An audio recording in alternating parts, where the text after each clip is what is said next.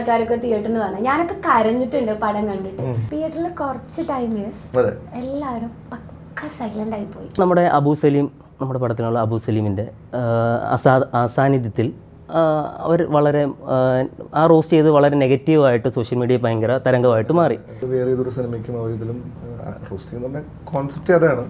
അതായത് അവർ അതിന് എത്രത്തോളം മോശമായിട്ട് പറയാവോ അത്രത്തോളം മോശമായിട്ട് പറയാം. അപ്പോൾ അതൊരു ഭയങ്കര രസമുള്ള പയ്യനല്ലേ. കാസർഗോഡ് പോലത്തെ സ്ഥലത്ത് നിന്ന് ഇന്ത്യ മൊത്തം വലിയൊരു ഫാൻ ബേസിലോട്ട് ലോകം മൊത്തം അറിയപ്പെടുമല്ലോ. ചെറിയൊരു ഇൻസ്റ്റാഗ്രാം എന്ന് പറഞ്ഞാൽ നമ്മളിപ്പോൾ തലപതി വെറി എന്ന് പറയുന്നതിലോട്ട് ഷെയ്ൻ നിഗൻ വെറിയെത്തി എന്ന് വേണമെങ്കിൽ പറയാം.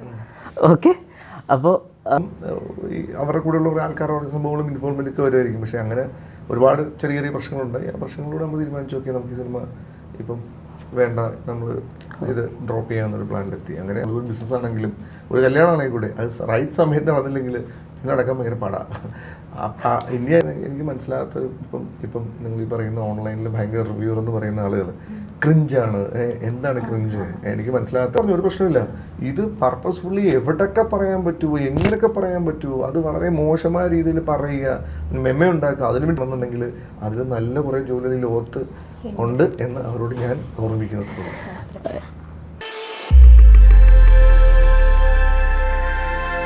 Hi hello, this is Shorees entertainment.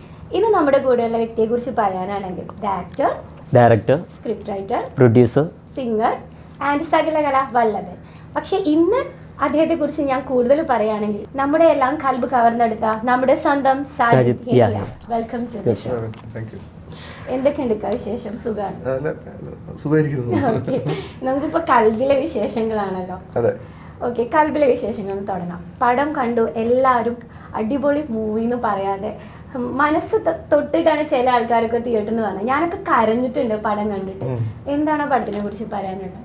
നമ്മളൊരു പുതുമുള വെച്ചൊരു സിനിമ ചെയ്യാൻ പറ്റുക, ആ സിനിമ ഒരു 4 ആഴ്ചയായിട്ടും തിയേറ്ററുകളിൽ നിലനിൽക്കുക, അല്ലെങ്കിൽ പിന്നെ അത് കണ്ടിപ്പോൾ നിങ്ങൾ പറഞ്ഞ പോലെ കുറേ ആളുകൾക്ക് ഇമോഷണലി ടച്ച് ആയെന്ന് പറയുക. കാരണം ഇതുവരെ കാണാത്ത കുറേ മുഖങ്ങൾക്ക് വേണ്ടി ഒരുപാട് ആളുകൾ കരഞ്ഞു എന്നൊക്കെ പറയുമ്പോൾ നമ്മൾ വിജയിച്ചു എന്ന് വിശ്വസിക്കുന്നു. അതാണ് ഈ സിനിമ കൊണ്ട്, ഇല്ലെങ്കിൽ ഈ സിനിമ കൊണ്ട് ഏറ്റവും വലിയായിട്ട് നേടാൻ പറ്റുമെന്ന് വിശ്വസിക്കുന്നു. അങ്ങനെ ഒരു നല്ലൊരു ഹാപ്പി മൊമെന്റിലാണ് ടീം മൊത്തം. തിയേറ്ററിൽ കുറച്ച് ടൈമിൽ എല്ലാവരും പക്ക സൈലന്റ് ആയി പോയി. ഭയങ്കരമായിട്ട് എല്ലാ ആൾക്കാരും, ചിലവരൊക്കെ ചെറിയ ചെറിയ സംസാരമൊക്കെ സംസാരിച്ചിരുന്നു. പക്ഷെ അവര് പോലും ചില സമയത്ത്, ഞാൻ പറയുന്നില്ല, ഭയങ്കരമായിട്ട് സൈലന്റ് ആയി പോയി. അത്രക്കും ഹൃദയത്തിന്റെ ഉള്ളിലേക്കാണ് അത്. അതെ, എനിക്ക് വേറെ ഒന്നും പറയാനില്ല. ഞാൻ ഒരു കാര്യം ചോദിക്കട്ടെ. സിനിമ എപ്പോഴും നമുക്കൊരു വ്യവസായമാണ്. അപ്പോൾ നമുക്ക് സിനിമയ്ക്ക് പ്രൊമോഷൻ വളരെ അത്യാവശ്യമാണ്. അപ്പോൾ നമ്മൾ ഈ ഇടയ്ക്ക് നമ്മുടെ കൽബ് ടീമും ഒരു റോസ്റ്റിംഗ് ടീമുമായിട്ട് നടന്നൊരു ഇൻ്റർവ്യൂ. അവിടെ നമ്മുടെ അബു സലീം, നമ്മുടെ പടത്തിലുള്ള അബു സലീമിൻ്റെ അസാന്നിധ്യത്തിൽ അവർ വളരെ ആ റോസ്റ്റ് ചെയ്ത് വളരെ നെഗറ്റീവായിട്ട് സോഷ്യൽ മീഡിയ ഭയങ്കര തരംഗമായിട്ട് മാറി. അത് നമ്മുടെ സിനിമയെ നെഗറ്റീവായിട്ട് ബാധിക്കുന്നുണ്ടോ? അത് സിനിമയെ എങ്ങനെയാണ് അത് ബാധിച്ചത്? നെഗറ്റീവായിട്ട് നല്ല ഈ റോസ്റ്റിംഗ് എന്ന് പറയുന്ന സംഭവം എനിക്ക് തോന്നുന്നു അതിൻ്റെ കോർഡിനേഷൻ ചെയ്ത സമയത്ത് തന്നെ, അതിന് മുമ്പ് വേറെ ഏതൊരു സിനിമയ്ക്കും അവരിതിലും റോസ്റ്റിംഗ് എന്ന് പറഞ്ഞ കോൺസെപ്റ്റ് അതാണ്. എന്ന് പറഞ്ഞാൽ ഭയങ്കര റിലേറ്റഡ് ആയിട്ടുള്ള ക്വസ്റ്റ്യൻസ് ചോദിക്കുക. ഇപ്പോൾ ഈ ഓൺലൈനിൽ അതാണല്ലോ ഏറ്റവും കൂടുതൽ സെലബിൾ ആയിട്ട് നിൽക്കുന്നത്. ഇപ്പോൾ നിങ്ങൾ നോക്കുക, ഈ സിനിമയുടെ ഏറ്റവും നല്ല അഭിപ്രായങ്ങൾ തിയേറ്ററിൽ നിന്ന് ഇറങ്ങുന്ന ആൾക്കാർ പറയുന്നതിൻ്റെ തമിഴിൽ നോക്കിയാൽ പറയാം എന്ത് മോശമായിട്ട് അവർ പ്ലേസ് ചെയ്യുന്നത്. അപ്പം അതാണ് ഓൺലൈനിൽ ഏറ്റവും കൂടുതൽ സെല്ലാകുന്നത് അല്ലേ. അതാണ് ഇവിടെ എല്ലാ ഓൺലൈൻ ഇപ്പോൾ ഈ പറയുന്ന സോ കോൾഡ് റിവ്യൂസ് എന്ന് പറയുന്ന ആൾക്കാരും ചെയ്തുകൊണ്ടിരിക്കുന്നത്. അതായത് അവർ അതിന് എത്രത്തോളം മോശമായിട്ട് പറയാവോ അത്രത്തോളം മോശമായിട്ട് പറഞ്ഞാൽ മാത്രമേ, ഡിസ്ലൈക്കിലാണ് യൂട്യൂബ് പോലത്തെ മീഡിയാസിൽ ഏറ്റവും കൂടുതൽ മീഡിയംസ് ഏറ്റവും കൂടുതൽ അൽഗോരിതം വർക്ക് ആവുന്നത്, അല്ലെങ്കിൽ എമൗണ്ടുകൾ കൂടുതൽ കിട്ടുന്നത്. അതുകൊണ്ടാണ് ആളുകൾ ഇങ്ങനെ പ്രേരിപ്പിക്കാൻ നോക്കുന്നത്. അങ്ങനത്തെ ഒരു ഐഡിയ തന്നെയാണ് റോസ്റ്റിംഗ്. ഇത്രയാണ്. അപ്പം നേരത്തെ പറഞ്ഞ അബു സലീമിൻ്റെ ഇത് എനിക്കും വലിയ ധാരണയില്ല. അവർ അവിടെ ചെന്ന് അങ്ങനെ പറഞ്ഞിട്ടുണ്ടെങ്കിൽ അത് പല ആൾക്കാർക്കും വിഷമമായിട്ടുണ്ട്. കുറേ ആൾക്കാർ മെസ്സേജ് അയച്ചിട്ടുണ്ടായിരുന്നു. അപ്പം അത് അവരുടെ സ്റ്റൈൽ അങ്ങനെയായിരുന്നു. നമ്മളിപ്പം നമ്മുടെ ഒരിക്കലും അത് മുമ്പ് പ്രീ പ്ലാൻ ആയിട്ട് ചോദിക്കുകയോ ഒന്നും ചെയ്തിട്ടില്ല. അങ്ങനല്ലേ. എനിക്കറിയാം പേഴ്സണലി. അവർ നിങ്ങൾ കണ്ടിട്ടുണ്ട്, അവരുടെ കുറേ സ്റ്റാൻഡപ്പ് കോമഡി ഞാൻ കണ്ടിട്ടുണ്ട്. നല്ല ആളുകളാണ്. അപ്പോൾ അവരതിനെ ഒരിക്കലും ആ റോസ്റ്റിംഗ് എന്ന കോൺസെപ്റ്റ് അതാണ്. അങ്ങനത്തെ ഒരു കൈൻഡ് ഓഫ് സംഭവങ്ങളാണ് ചെയ്തുകൊണ്ടിരിക്കുന്നത്. അബുസിൻ്റെ ഒരു അഭാവത്തിൽ പറയുമ്പോൾ അത് ചെറിയ പ്രശ്നങ്ങളില്ലെന്ന് ഞാൻ പറയുന്നില്ല. അത് അവർ എന്ത് പോസ്റ്റ് കിട്ടുന്നെന്ന് പറയുന്നത് കേട്ടു, നോക്കണം. അല്ല ഇതിനു ശേഷം അബു സാലിമിനെ കോണ്ടാക്ട് ചെയ്തു. ഞാൻ സംസാരിച്ചു. അപ്പോൾ അല്ല അപ്പോൾ അതൊരു ഭയങ്കര രസമുള്ള പയ്യനല്ലേ. കാസർഗോഡ് പോലത്തെ സ്ഥലത്ത് നിന്ന് ഇന്ത്യ മൊത്തം വലിയൊരു ഫാൻ ബേസിലോട്ട് ലോകം മൊത്തം അറിയപ്പെടുമല്ലോ. ചെറിയൊരു ഇൻസ്റ്റാഗ്രാം ഒരു ചെറിയൊരു പേജിലൂടെ pan Indian pan world star. അത് മാത്രമല്ല ഭയങ്കര ബ്യൂട്ടിഫുൾ ആയിട്ടുള്ള ആക്ടറാണ്. നമ്മളൊരു കാര്യം പറഞ്ഞു കൊടുത്തു കഴിഞ്ഞാൽ അതിൻ്റെ ഏറ്റവും ബെസ്റ്റായിട്ട് ഔട്ട് തരാനും ഡയലോഗ്സ് ഒക്കെ അത്രയും ഈസിലി ഹാൻഡിൽ ചെയ്യാനൊക്കെ പറ്റുക എന്ന് പറയുന്നത് അവൻ ബ്ലെസ്ഡ് ആയിട്ടൊരു പെയിനാണ്. അത് അത്രയും ഭയങ്കര ഷാർപ്പാണ്, ഭയങ്കര കാമാണ്. നമ്മൾ ഈ എന്തുവാ ഇൻസ്റ്റ റീൽസ് കാണുന്ന ബഹളമൊന്നുമല്ല, വളരെ സൈലൻ്റ് ആയിട്ടിരുന്ന കാര്യങ്ങൾ വന്ന് കറക്റ്റായിട്ട് ചെയ്യുന്ന വളരെ മിടുക്കനായിട്ടുള്ള ആളാണ്. അയാൾക്ക് മലയാളത്തിൽ മാത്രമല്ല ഒരുപാട് സിനിമകളിൽ നിന്ന് ഒരുപാട് ചാൻസുകൾ കിട്ടുന്നത് അതിൻ്റെ തുടക്കമായിട്ടേ കൽബ് എന്ന് ഇക്ക പറഞ്ഞ പോലെ തന്നെ സംഭവിക്കട്ടെ. ഇപ്പോൾ സിനിമ ഒരുപാട് ഇഷ്ടമുള്ള ആളാണ്. അപ്പൊ അതുകൊണ്ടാണ് CP Cafe. CP എന്ന് പറയുമല്ലോ സിനിമ പ്രാന്ത്, ഞങ്ങൾക്ക് അങ്ങനെ പറയാനാണ്. ആ ഒരു ബ്രാൻഡാണ്. അതെ, സിനിമ പ്രാന്തൻ കാഫെ സ്റ്റാർട്ട് ചെയ്തെന്ന് പറഞ്ഞല്ലോ. ഇപ്പോഴത്തെ അറിയാം, അതിനെ കുറിച്ചിട്ട് അറിയാം. അപ്പോൾ ഒരാൾ ഒരു കഥയായിട്ട് ഇക്കാനെ സമീപിക്കുകയാണെങ്കിൽ, കഫേക്ക് വരികയാണെങ്കിൽ അത് ആ സ്പോട്ടിൽ കേൾക്കാൻ തയ്യാറാവോ? അതെ, ഒരുപാട് ആളുകൾ വന്ന് കഥ പറയുന്നുണ്ട്. അപ്പം ചില സമയങ്ങളിൽ നമുക്കില്ലെങ്കിൽ അവിടെ നമുക്ക് കേൾക്കാൻ നമ്മളുമായിട്ട് നമ്മളിപ്പോൾ ആളുകളുണ്ട്. അവർ കേട്ട് അവർക്ക് ഇഷ്ടപ്പെട്ടാൽ ഞങ്ങൾ വേറെ ടീം കേൾക്കും. അങ്ങനെ കാരണം ഇതൊരു ഇപ്പം നമ്മളിപ്പോൾ ഒരു പടം പ്രൊഡ്യൂസ് ചെയ്തിരുന്നു, പല്ലുട്ടി 90s കിഡ്സ് എന്ന് പറയുന്ന സിനിമ. ആ സിനിമയ്ക്കാണ് കഴിഞ്ഞ 3 സ്റ്റേറ്റ് അവാർഡുകളും ഒരുപാട് അവാർഡുകൾ വാരിക്കൂടിയ സിനിമയാണ്. സിനിമ മാർച്ചിൽ റിലീസ് ചെയ്യാൻ പ്ലാനിലാണ്. അതൊക്കെ അവിടെ വന്ന് നമ്മൾ കേൾക്കുന്ന കഥകളാണ്. അപ്പം വിഷയത്തിൽ ഇപ്പം ഒരാളുടെ ഒരു എക്സൈറ്റ്മെൻ്റ് ആണല്ലോ അവരുടെ ഒരു കുറേ നാളത്തെ. അപ്പോൾ നമ്മൾ ഒരിക്കലും തന്നെ നമ്മളിപ്പോൾ വേറൊരു ബിസി സംഭവത്തിലിരിക്കുമ്പോഴോ ഇല്ലെങ്കിൽ നമ്മൾ വേറെ ദൂരം ടെൻഷൻ ഇരിക്കുമ്പോൾ ഒരു കഥ കേൾക്കുമ്പോൾ എത്രത്തോളം അക്സെപ്റ്റൻസ് ഉണ്ടാകുമെന്ന് പറയാൻ പറ്റില്ല. അപ്പോൾ അതിനോട് ജിതൻ അങ്ങനെ കുറേ ആളുകളുണ്ട്, സന്ദീപ് അങ്ങനെ കുറേ ആളുകളുണ്ട് അത് കേൾക്കാൻ വേണ്ടി. അവർ കണ്ട് ഇഷ്ടപ്പെട്ട് കഴിഞ്ഞാൽ ഞാൻ സെക്കൻഡ് റൗണ്ട് കേൾക്കും. ചിലപ്പോൾ ആ സമയത്ത് ഫ്രീ ആണെങ്കിൽ ഞാൻ കേൾക്കും. മനസ്സിലായില്ലേ? അങ്ങനെയാണ് അതിന്. കാരണം അത്രത്തോളം കഥകൾ വരുന്നുണ്ട്, അത്രത്തോളം ആളുകൾ വരുന്നുണ്ട്. അപ്പം അങ്ങനെയാണ് ഡീൽ ചെയ്യുന്നത്. ഇത് എല്ലാവർക്കും വേണ്ടിയല്ല, ഞാൻ ഇവളുടെ ബേസ് ഇവളൊരു കടുത്ത ഷൈനികം ഫാനാണ്. ഓക്കെ എന്ന് പറഞ്ഞാൽ നമ്മളിപ്പോൾ തലപതി വെറിയൻ എന്ന് പറയുന്നൊരു കൂട്ട് ഷൈനികൻ വെറിയെത്തി എന്ന് വേണമെങ്കിൽ പറയാം. ഓക്കെ, അപ്പോൾ അന്ന് സിനിമ അന്ന് അനൗൺസ് ചെയ്ത സമയത്ത് പുള്ളിക്കാരി വന്ന് കാണിച്ചത്. അപ്പം ഷൈനികം ആണ് ഇക്കാടെ അടുത്ത പടം, ഇക്കാടെ അടുത്ത പടം കൽബ്. പക്ഷെ നമ്മൾ കുറച്ച് നാൾ കഴിഞ്ഞപ്പോഴത്തേക്കിന് അടുത്ത അനൗൺസ്മെൻറ്റ് വന്നപ്പോഴത്തേക്കിന് ഷൈനികം അതിൽ നിന്നും മാറി എന്ന് നമ്മൾ അതിനകത്ത് കണ്ടു. അത് എന്തായിരുന്നു അത് കാരണം? ഞാൻ ഇന്റർവ്യൂവിലും പറഞ്ഞിരുന്നു. സംഭവം പറഞ്ഞാൽ ഈ സിനിമ റൈറ്റ് ഒരു ടൈമിൽ നടന്നില്ല. നമ്മളിപ്പം ഈ സിനിമ അനൗൺസ് ചെയ്തപ്പോൾ 2019-2020 കാലഘട്ടത്തിൽ ഈ സിനിമ ഫസ്റ്റ് അനൗൺസ് ചെയ്യുന്നത്.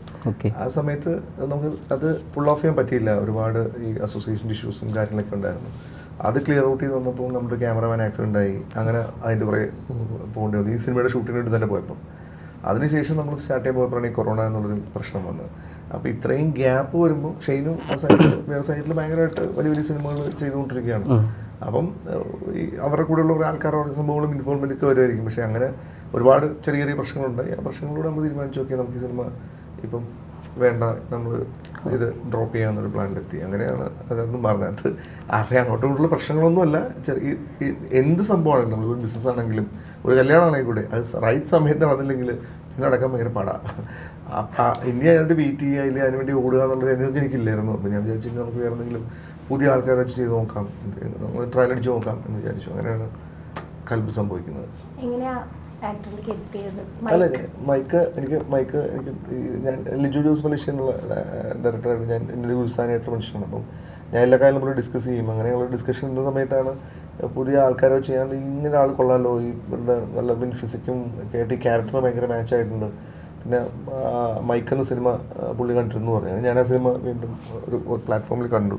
അപ്പോൾ എനിക്ക് ഭയങ്കര ഇൻട്രസ്റ്റിംഗ് ആയിട്ട് തോന്നി. നമുക്ക് ചെയ്യിച്ചെടുക്കാൻ പറ്റിയൊരു രൂപവും ഈ ജനറേഷന് പറ്റിയൊരു സ്റ്റാർ എലമെൻറ്റ്സ് ഉള്ള ഒരാളാണെന്ന് തോന്നി. അങ്ങനെയാണ് നമ്മൾ ഇങ്ങനെ പിക്ക് ചെയ്യുന്നത്. പിന്നെ വിജയ് ബാബു ഫ്രൈഡേ ഫിലിം ഹൗസുമായിട്ട് സംസാരിക്കുന്നു, അവർക്ക് ഇഷ്ടപ്പെടുന്നു. അങ്ങനെ നമ്മളിത് എന്ത് ചെയ്യുന്നു, പുള്ളി ചെയ്യുന്നു. പാട്ട് പാടുന്നറിയാം. പാട്ടൊന്നും ഞാൻ പാടില്ല. ഞാൻ ചുമ്മാ ഒരു സമയത്ത് എന്തൊക്കെയോ ചുമ്മാ പാടിയിട്ടുണ്ടെന്നല്ല. പക്ഷെ പാട്ടുകൾക്ക് ഒരു ജീവനുണ്ട്. അത് എനിക്ക് പാട്ടുകൾ ഭയങ്കര ഇഷ്ടമാണ്. ഞാൻ എപ്പോഴും പാട്ട് കേൾക്കുന്ന ആളാണ്. അപ്പം ഈ സിനിമയിൽ 22ഓളം പാട്ടുകൾ ഈ സിനിമയിലെ ആൽബത്തിലുണ്ട്. പടത്തിൽ കണ്ട 19ഓളം സോങ്ങുകളുണ്ട്. അപ്പോൾ അതൊരിക്കലും നമുക്ക് ബോറടിപ്പിക്കാതെ, ഇത്ര 19 സോങ് എന്നൊക്കെ പറയുമ്പോൾ ഇത്രത്തോളം ആളുകൾ കണ്ടുകൊണ്ടിരിക്കുകയാണ്. ബാക്ക് ടു ബാക്ക് സോങ് വരുവാണല്ലോ. അപ്പോൾ അതിനെ നമ്മൾ അങ്ങനെ ട്രീറ്റ് ചെയ്തിരിക്കുന്നത് നമ്മളൊരു സോങ്ങിലൂടെയാണ്.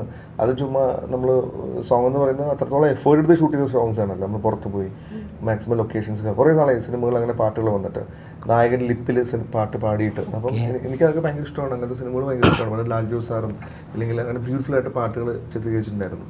അപ്പം അങ്ങനെ അത്രത്തോളം ഇല്ലെങ്കിൽ നമുക്ക് എത്രത്തോളം നമ്മളെ കൊണ്ട് ആദ്യം എത്തിക്കാൻ പറ്റും എന്ന രീതിയിൽ ചെയ്ത എഫേർട്ടാണ് അതെല്ലാം. അപ്പോൾ പാട്ടുകൾ എൻ്റെ ഫേവറേറ്റ് ആയിട്ടുള്ളൊരു സംഭവമാണ്. ഞാൻ ഏറ്റവും കൂടുതൽ പാട്ട് കേൾക്കുന്ന ആളാണ്. അപ്പോൾ എൻ്റെ സിനിമകളിലും പാട്ടുകൾ എണ്ണം കൂടുതലായിരിക്കും.